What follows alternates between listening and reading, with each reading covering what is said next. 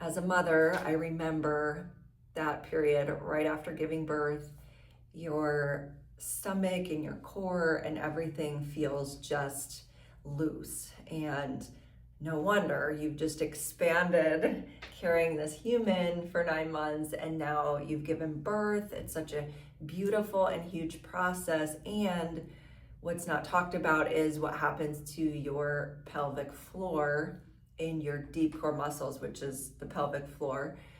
What happens after that period? And depending on, how things went with the childbirth, if you had a C-section or not, I'm just speaking to pelvic floor health in general right now in the postpartum recovery process.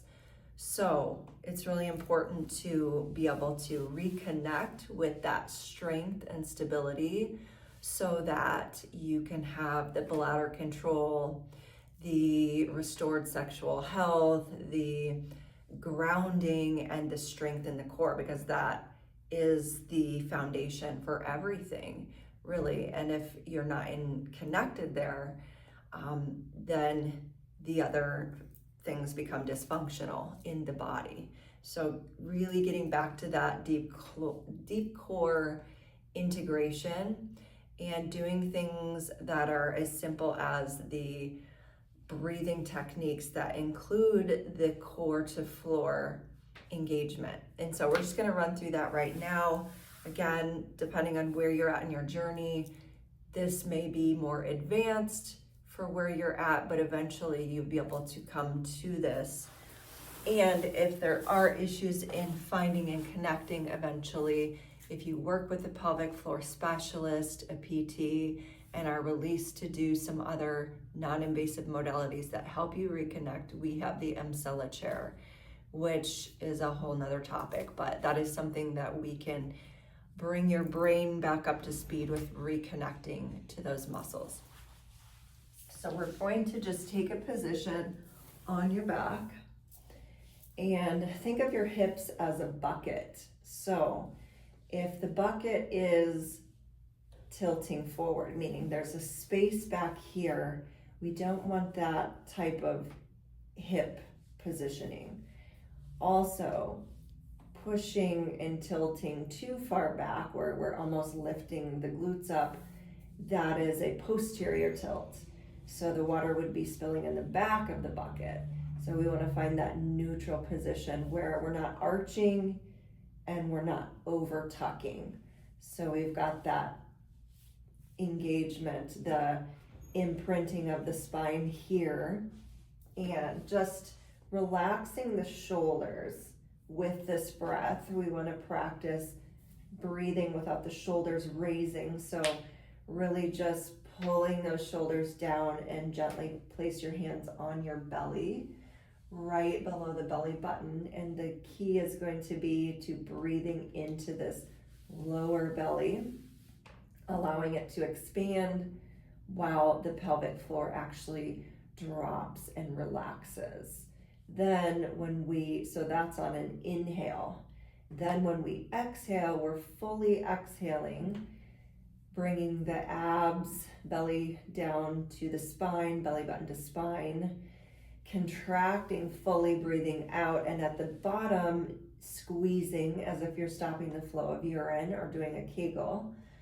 So we're holding that for as long as you can hold, between 1 second to 10 seconds. So we can practice building up that strength.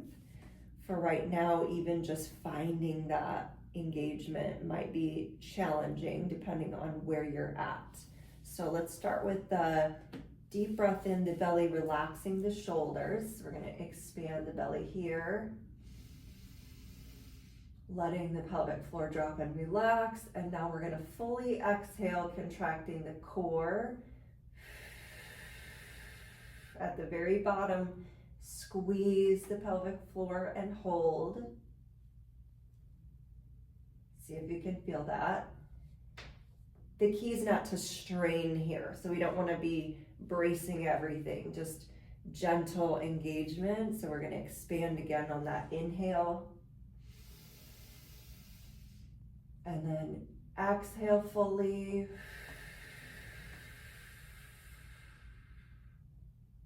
Squeezing the pelvic floor at the bottom. Let's breathe in again. Sometimes doing like a straw, breathing through your lips helps to get it down here. And then exhale. Contract the core down to the pelvic floor.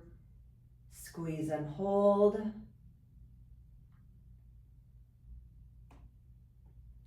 And then inhale again, and just keep repeating this. Keep repeating this until you've done 10 repetitions. Play around with how long you can hold that. Again, it can be anything from 1 second to 3 seconds to 10 seconds. And just practice this every day. Find a time. Sometimes habit stacking is the best. So maybe right after you brush your teeth, or as a warm-up for your workout. If you are back to working out, you can practice that. But really just making sure that we're getting that breath expanding and allowing the pelvic floor to drop and release, and then exhaling, contracting, and allowing the pelvic floor to rise with that contraction. And I hope you find this helpful and you're starting to feel more grounded and strong in your core. Then you're ready to advance to some bigger movements. Let me know how you like this video. Be sure to like it and give it a thumbs up, and subscribe for more on this channel.